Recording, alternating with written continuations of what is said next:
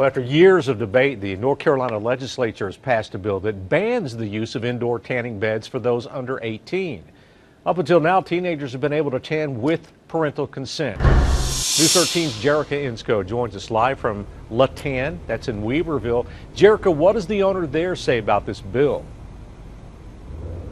Well, the owner here says that she has had her eyes on this bill for several years. And now that the North Carolina Senate has passed it, she says she's going to have to make some changes right here at her salon.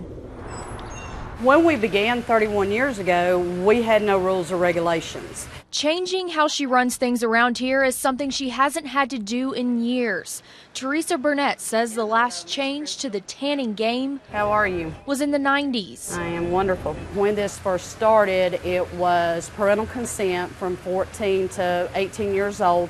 A parent had to come in and sign for their child to tan or their teenager to tan. So that's been in play for several years now. This longtime owner of La Tan says it's all about following state regulations, which include rules about age and exposure time.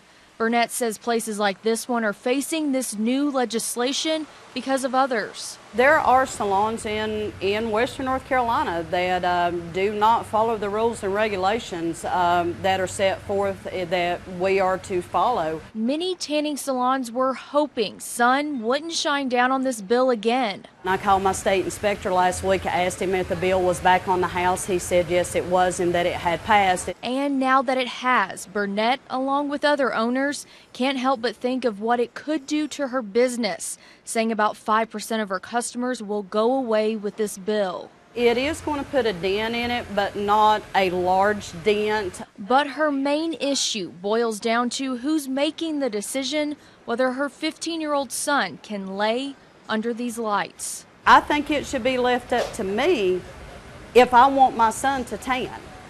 I think it should be left up to the parents. I don't think that it should be left up to our government in Raleigh.